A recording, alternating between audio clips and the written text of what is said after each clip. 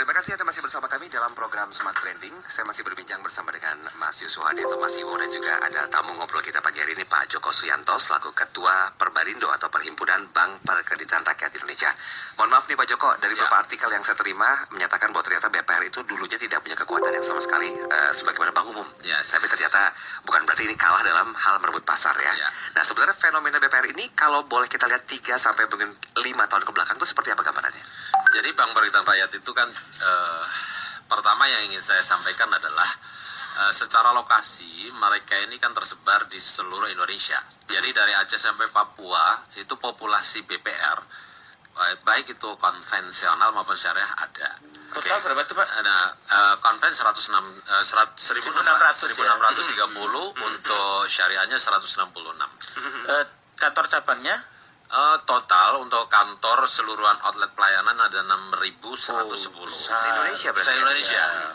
Jadi potensinya menurut saya sangat luar biasa. Jadi secara channel, kalau di marketing itu channelnya orang tuh ke pelayanan itu jadi tersebar, jadi gampang lah ya, accessibility-nya lebih bagus ya. Ya, pastinya demikian. Karena sebenarnya BPR ini tumbuh berkembang di Indonesia juga lahir ketika itu Pakto. Jadi 8889 itu di mana kebijakan ketika itu mendirikan bank begitu mudah, dipermudah bukan begitu mudah.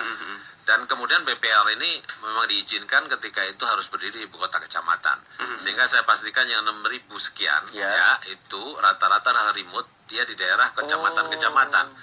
Nah, sehingga dekat pasar biasanya ya. Indonesia yang begitu besar ini sangat cocok ya dengan keberadaan BPR. Kenapa? Karena masyarakat Indonesia rata-rata di daerah pedesaan. Iya, betul. Nah, kemudian kalau kita melihat dari kinerja BPR ya, sebenarnya tadi disampaikan bahwa apakah kemudian BPR ini secara kinerja atau fungsi literasi, edukasinya, serta intermediasinya, bagaimana kalau kita compare dengan bank-bank umum misalnya, secara agregat angkanya.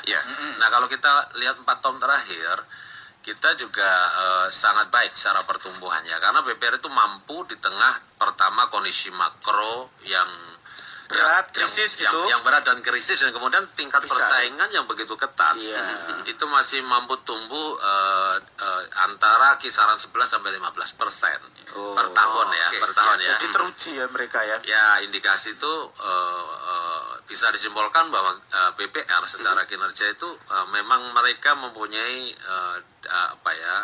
kekuatan yang memang sangat baik. Ya, jadi kompetisinya itu masih bisa berjalan dan dengan pertumbuhan yang cukup lumayan. Tapi dari data yang disampaikan oleh Pak Joko, kalau secara keunggulan komparatif dibandingkan dengan bank umum lain, apa kira-kira dari BPR ini? Sebenarnya unik. BPR ini kan ketika kita melihat ya di Undang-Undang Nomor 10, di mana bahwa definisi bank di Indonesia itu kan satu adalah bank umum. Kemudian yang kedua adalah Bank Perkreditan Rakyat. Jadi bank umum dan BPR kesamaannya adalah mereka ini sama-sama mempunyai fungsi intermediasi. Jadi bagaimana menghimpun kemudian menyalurkan kembali kepada masyarakat. Nah, perbedaannya adalah kalau bank umum itu kiralisasi lalu lintas, itu memang wilayahnya bank umum, kalau BPR tidak diperkenankan. Nah itu ya, jadi kita terbatas bagaimana intermediasi, tapi intermediasi tanpa lalu lintas dan kiralisasi. Nah itu. Nah kemudian ketika kita bisa bicara uniqueness-nya ya, BPR itu mempunyai keunggulan komparatif. Memang pertama dari jadi lokasi dulu. Jadi secara servisnya ya, ke UKM ya, dia punya keunggulannya. Iya, lokasi menyebar, kemudian mereka ke UMKM itu secara servis, dia pendekatannya adalah personal approach ya. Jadi itu langsung direktur itu ya. Direktur BPR langsung jadi AE ya, langsung ke customer. Iya, bisa aja kan. Jadi direksi itu mereka juga onsite kepada customer ya. Jadi jemput ke rumahnya gitu. Itu di antaranya itu. Jadi secara hubungan emosional saya kira BPR ini memang dekat. Karena memang lokasinya, memang mereka rata-rata secara kantor itu dekat dengan para UMKM yang ada di daerah. Itu satu. Kemudian yang kedua, dia polanya adalah pelayanan ini jemput bola. Jadi maksud saya adalah ketika kita segmennya itu adalah pasar yang menengah ke bawah. Ya, menengah ke bawah. Mereka kadang kan begini, tipikalnya bahwa mereka tidak punya waktu. Untuk pergi ke bank. Ya. Saya contohkan misalnya ibu-ibu yang ada di pasar nih. Nah, Kan nggak mungkin mereka dagangannya betul ditinggal. ya ditinggal bisa hilang, itu bisa nggak laku kan gitu kan. Gitu ya. Sehingga itu dijemput itu salah satu kelebihannya. Oke. Karena itu yang kemudian jadi dijual oleh BPR. Terus kemudian secara proses ya. Jadi sederhana. Jadi memungkinkan bahwa tipikal UMKM di Indonesia ini memerlukan pelayanan khususnya Yang simple. perbankan yang simple, kemudian yang cepat, kemudian juga yang hangat. Wah. Nah ini tentunya karakter ini dimiliki oleh BPR. Jadi pendekatnya community ya, community Community. banking ya. Community banking. Kalau dibandingkan Bank Umum sama BPR, secara kecepatan atau secara kesimpelan tadi gimana? Misalnya tuh approval kredit itu kalau Bank Umum berapa, kalau BPR berapa gitu? Ya, artinya kalau kita compare misalnya dengan Bank Umum, saya kira jauh lebih cepat ya. Kalau Ya. BPR itu bahkan dalam pencairan kredit orang dari saat dia proses bisa 2 hari, Oh. ya bisa 2 hari dia bisa selesaikan eksekusi seluruh keputusan, Ya. sehingga masyarakat ini tidak terlambat. Karena UMKM itu kan sifatnya mereka modal likuiditas mereka itu harus cepat, Iya. harus cepat. Jadi sekarang ada barang dia mesti bayar, kurang Ya. lebih seperti itu. Oke. Nah itu perlu Kalau kehadiran. umum berapa? Gimana? Bank Umum Ya kalau Bank Umum kan mereka mesti berapa bulan atau berapa? ya itu tergantung dari jumlah. Bisa berbulan-bulan. Ya, namun demikian pasti melalui birokrasi jenjangnya itu jauh lebih panjang kalau Bank Umum. Jadi kalau mau yang sederhana, mau yang simpel ya ke BPR aja Ya, gitu ya. ya. Oke. Ya. Baik-baik. Nah, kalau untuk ini kan pasar UMKM Indonesia lagi manis-manisnya nih Pak Joko Ya. nih. Berarti kan ada kesempatan untuk BPR agar bisa lebih jemput bola lagi. Yang saya mau tanyakan, itu jemput bola sebagai sebuah tradisi atau bagaimana? Apakah itu triknya atau strateginya? Ya, satu sisi memang strategi cara pelayanannya, servis BPR itu memang harus demikian karena sebenarnya menyesuaikan dengan karakter daripada customer mereka. Oh, gitu. Jadi permintaan dari customer kurang Iya. lebih adalah bagaimana mereka mendapatkan pelayanan yang memang lebih gitu ya. Lebih itu diantaranya karena BPR itu kan mempunyai keunggulan diantaranya begini. Jadi mereka di dalam melayani masyarakat bukan hanya di sisi hilir, tapi juga sisi hulu. Karena sebenarnya ketika dia melakukan kunjungan, ya, onsite kepada customer, mereka melakukan langsung juga supervisi daripada usahanya. Sebenarnya ketika kita Pendampingan ya. ya menjawab tantangan UMKM ya sebenarnya, apakah kemudian ditanyakan apakah semata-mata kebutuhannya uang? Saya jawab tidak. Karena sebenarnya UMKM ini butuh apa yang disebut dengan keterampilan Betul. pengetahuan mereka. Jadi kurang lebih seperti itu. Wah, ini luar biasa loh. Iya. Ini kalau Cuman sampai ini nggak banyak UMKM kita itu ngerti ini ya. Iya, Ya pikirnya sama kayak Bank Umum gitu ya. Kalau Bank Umum kan agak jaim gitu karena yang butuh duit kan. Iya. kalau ini yang butuh duit yang butuh BPR ya kan sehingga jemput bola kan. jemput bola. Tapi pernah nggak ada satu kendali sebuah daerah gitu loh, Pak? Saya bahasakannya head to head ya dengan Iya. Bank Umum begitu. Publik atau konsumen juga masih bakal merasa bingung ya. Ini Iya. Bank Umum memberikan penawaran seperti ini. Iya. BPR udah usaha keras jemput bola dengan penawaran seperti ini. Pernah ada kasus seperti itu mungkin di daerah? Pasti terjadi. Pasti Bisnis. terjadi. Karena yang Bank Umum juga masuk ke UMKM kan sekarang lagi Iya, tren luar banyak biasa. masalah. Ya. Ya, kalau dibilang tadi memang UMKM menjadi gadis yang begitu cantik. Cantik, betul. Sehingga kan menjadi rebutan ini. Jadi rebutan khususnya industri yang bergerak di finance industry lah. Ya, ya. Ya, finance industry tanpa kecuali adalah Bank Umum. Nah, oleh karenanya dalam situasi yang demikian itu pasti terjadi head to head antara Bank Umum atau lembaga keuangan lain yang menetrasi pada pasar UMKM khususnya. Nah, oleh karenanya menyikapinya sebenarnya bahwa kemudian ada beberapa hal nih ya yang harus kita sikapi. Satu, ketika kita bicara pricing nih. Ya. Kalau ketika sama Bank Umum ya menurut saya tidak bisa kita ngelawan Bank Umum sampai Ya. kapanpun. Ya. Karena memang Mereka lebih rendah ya. ya pasti lebih rendah, Kompetitif ya. karena volume mereka jauh lebih besar dibanding BPR.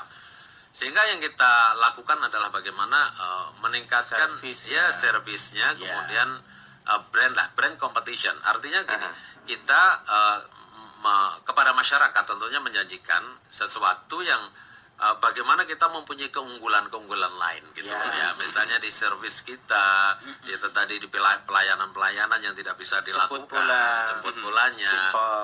cepatnya dan Ya. kedekatan kita. Nah, sehingga itu kita bisa antisipasi lah. Berarti inovasi itu mutlak diperlukan Mas Iwo ya? agar bisa head to head itu menang terus dengan bank umum ya. Ini kan beberapa hal yang sifatnya kayak teknologi, facility kan nggak mungkin karena iya. ini kan kecil-kecil ya. Betul. Nah, makanya mungkin melalui nggak tahu nanti Pak Joko akan banyak bahas melalui Perbarindo. Jadi kecil-kecil tapi harus bergabung. Karena Iya. ATM kan satu BPN bangun sendiri ATM atau bangun mobile banking, internet banking kan agak berat gitu. Tapi kalau bank umum yang gede-gede itu kan memang dia duitnya ada, teknologinya ada, orang Volumenya juga besar ya. volumenya gede. Itu menjadi sesuatu yang nggak ini lagi nggak seksi lagi. Kalau dulu kan perusahaan makin gede makin bagus. Sekarang yang terjadi justru usaha-usaha itu cenderung karyawan 10 belasan gitu, tetapi usahanya digital, usahanya modern gitu, dan profitnya luar biasa gitu. Oke. Nah ini makanya di seluruh Indonesia entrepreneurship sama UKM itu tumbuh luar biasa. Nah tentu saja kalau mau scaling up, terutama kalau UKM itu begitu sudah settle 3 tahun 5 tahun, maka pertanyaan kemudian adalah scaling up. Ya, scaling up itu skalanya menjadi lebih gede. Kalau kita ngomong scaling up, maka kita butuh BPR. Jadi kira-kira backgroundnya gitu ya. Jadi makanya nanti gimana? Cuman celakanya tadi kata Bu Sekjen, banyak orang yang masih belum ngerti BPR. Padahal sebelum kita ke BPR kan mestinya ngerti dulu keunggulannya apa. Padahal keunggulannya luar biasa ya dibanding dengan bank umum gitu ya.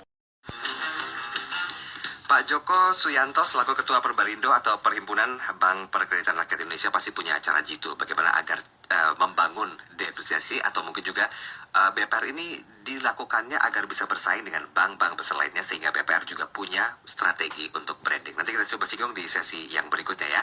Nah sementara itu yang sudah masuk di line SMS Center kami, saya coba mau lihat dulu pertanyaan yang sudah masuk. Ini dari yang pertama dari Pak Simatupang di Jakarta. Saya mau tanya nih ke Pak Joko. Pak, kalau saya simpan uang di BPR, dijamin sama LPS nggak? Karena saya tertarik tuh Pak, pernah ditawari bunga deposito yang lebih bagus dibanding bank umum. Mohon info katanya, silakan Pak. Terima kasih Pak Simatupang. Ya, Ya. apa kabar ya? Jadi simpanan di BPR itu ketika kita bicara penjaminan itu sama persis dengan bank Bank umum ya. Jadi artinya begini, kalau kita menyimpan uang di bank umum, baik deposito maupun tabungan dijamin oleh lembaga penjaminan simpanan. Begitu juga di BPR. Di BPR itu kita mau investasi, mau menempatkan simpanan itu baik deposito maupun tabungan juga dijamin oleh lembaga penjaminan simpanan. Nah itu sampai sejumlah berapa kita dijamin ketika kita menempatkan deposit kita misalnya di BPR. Itu sama dengan bank umum, yaitu sampai sejumlah 2 miliar rupiah.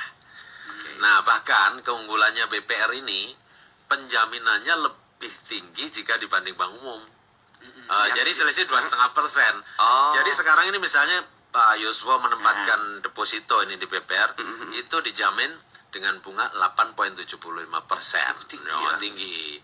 Buka ya Mas. Jadi ini loh. Bagiannya buka. Iya. jadi saya kira masyarakat secara umum tidak perlu khawatir karena begini, BPR itu satu memang keberadaannya dilahirkan karena undang-undang dan kemudian BPR ini adalah bank, yaitu bank itu sama. Jadi antara bank umum dan BPR itu sama, termasuk bahwa ketika kita itu tadi menempatkan di BPR ini, saya pikir kita dijamin dan tidak perlu khawatir. Jadi kita menempatkan di BPR itu untung, tapi tetap aman, gitu loh kurang lebih. Tapi term and condition itu sama nggak dengan bank umum? Sama. Jadi Sama ya? aturannya sama persis. Saya kira ketika kita bicara deposito, artinya bahwa simpanan ini pada saat waktu tertentu baru boleh dicairkan. Oke. Sedangkan tabungan sama persis. Jadi sewaktu-waktu kita bisa carikan. Oke, ada telepon. Kita langsung sebentar. Oke. Ini ada Pak Diki di Tangerang. Selamat pagi Pak Diki. Pagi-pagi. Terima kasih sudah menunggu. Silakan langsung ke Pak Joko dan juga Pak Mas Iwo. Mas Iwa, apa kabar Pak Yuk, Joko? Mas. Siap. Iya, saya senang tadi dengar pendampingan. Saya kan kemarin ngisi di berbagi, terus saya pikir jadi paket sama BPR boleh juga tuh SDM. Betul. Iya, jadi karena kemarin itu ternyata benar keluhannya mereka kan nggak mikirin SDM-nya harus gimana, yang penting dapat duit, kerja. Wah, saya bilang ini padahal kasusnya banyak, rekrutan aja mereka nggak tahu, potensi nggak tahu. Saya bilang, wah ini Pak Joko boleh pikirkan tuh, saya siap bantu gitu. Terima kasih ya. Dapat calon mitra nih kayaknya. Mau Pak Joko gimana? Ya, kalau kita punya pemikiran begini sebenarnya, makanya BPR ini mempunyai tugas yang mulia menurut saya. Ketika kita bicara Indonesia, ya sebenarnya persoalan di negara kita ini sebenarnya kan bagaimana sebenarnya secara keekonomian masyarakat itu meningkat. Artinya masyarakat itu bagaimana kita produktifkan sehingga values ekonomi mereka menjadi masyarakat yang sejahtera. Nah, oleh karenanya orang sering terjebak bahwa orang ketika kemiskinan itu harus dibantu dengan uang lah. Menurut saya kurang pas, itu tidak salah tapi kurang pas. Tapi sebenarnya manusianya bagaimana kita ajak berpikir secara cerdas sehingga mereka menjadi manusia yang produktif. Entrepreneur ya. Entrepreneur, Pak. Entrepreneur. Nah, sehingga kalau terkait dengan bagaimana nih BPR terhadap UMKM yang harus dilakukan kurang lebih. Satu, bahwa kita menyadari Indonesia populasi penduduk masyarakatnya di desa nih. Katanya nama kita. Nah, kemudian yang kedua adalah mereka